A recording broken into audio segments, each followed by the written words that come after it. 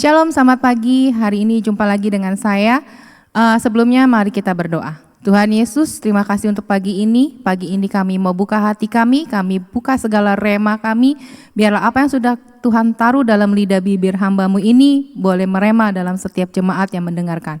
Dalam nama Yesus, haleluya, amin. Judul renungan saya hari ini adalah sasaran si iblis saat ini. Saudara, kalau buka mata, kita sebagai orang tua nih terutama, buka mata, buka telinga, buka mulut nih terutama. Buka mata untuk hal-hal apa? Berita-berita. Buka telinga untuk berita-berita. Buka mulut untuk apa? Bukan untuk ngoceh. Tapi buka mulut untuk mewartakan, memberitahukan hal-hal yang baik, hal-hal yang benar kepada terutama anak-anak kita. Belakangan ini saya lagi dibawa Tuhan untuk mencari berita-berita yang di luar prediksi, di luar dugaan orang. Dan kalau saudara mungkin lihat berita-berita viral belakangan ini gitu kan, banyak kasus-kasus pembunuhan justru pelakunya adalah anak-anak muda. Kenapa saya bilang seperti ini? Ya, yang diincer, yang dicari sama si iblis adalah anak-anak muda. Anak umur berapa sih? Anak-anak yang udah belasan, teenager, ya kan, remaja nih, SMP, SMA, kuliah. Nah, itu yang diincar sama si iblis. Gimana caranya? Sekali waktu saya baca tentang Beth Thompson. Ini kejadiannya 1984. Anak kecil yang masih berusia sangat belia. Dia itu udah melakukan hal-hal yang luar biasa di luar pikiran kita. Saudara boleh cari beritanya, boleh cari di YouTube. Dia punya adik, dia diadopsi gitu kan. Dia pengen bunuh mama adopsinya, papa adopsinya, dia selalu menyakiti adiknya. Bahkan dia suka melakukan hal yang di luar logika. Anak sekecil itu, maaf kata ya, bisa melakukan masturbasi pada diri dia sendiri.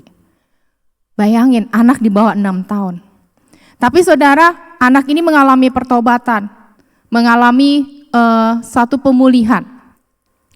Tahun 2014, ada lagi satu kasus bahwa namanya Kevin Davis.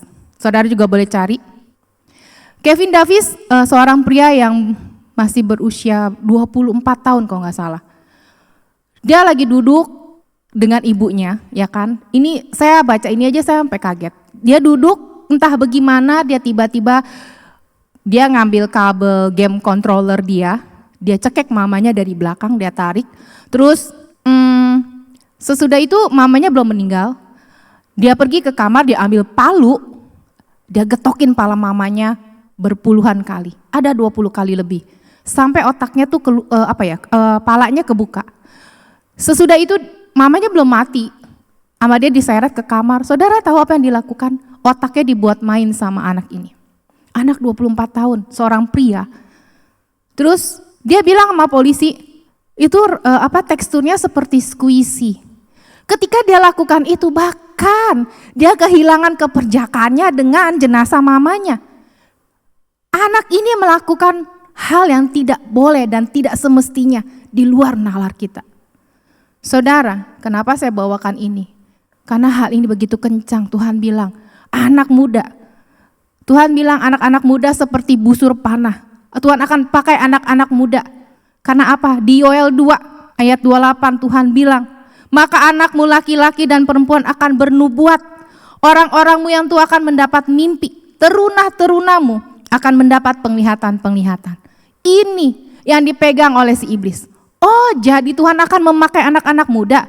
Saya hancurin. Belum lama ini, kejadian lagi yang katanya anak anggota DPRD. Dia sampai membunuh kekasihnya.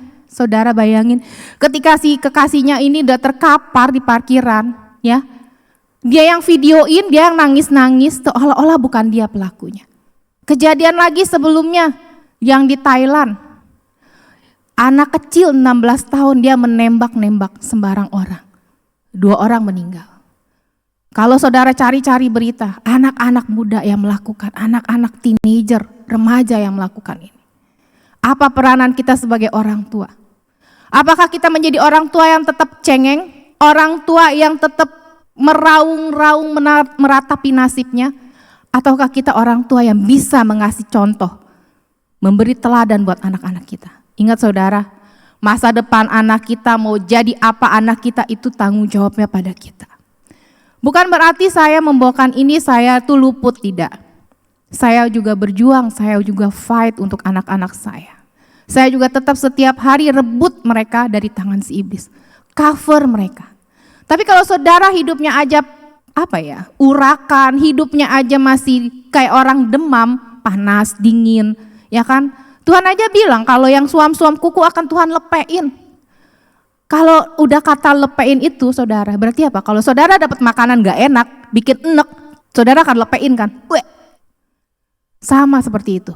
Ketika kita tidak bisa menjaga anak-anak kita, menjadi sasaran si iblis. Ketika kita tidak buka mata kita, tidak buka telinga kita, tidak memperkatakan kebenaran kepada anak-anak kita, anak-anak muda, kita bertanggung jawab sama Tuhan. Mari saudara, saatnya kita bangkit buat anak-anak ini.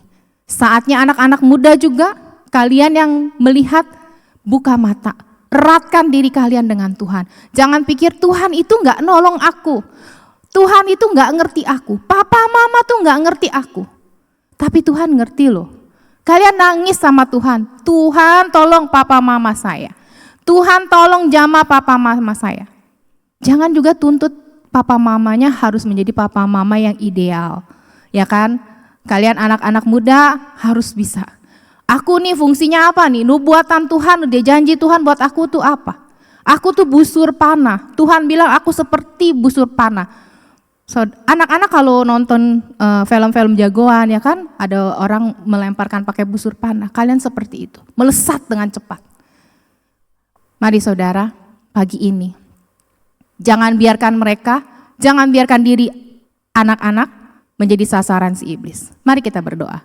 Tuhan, terima kasih untuk hari ini sharing yang luar biasa.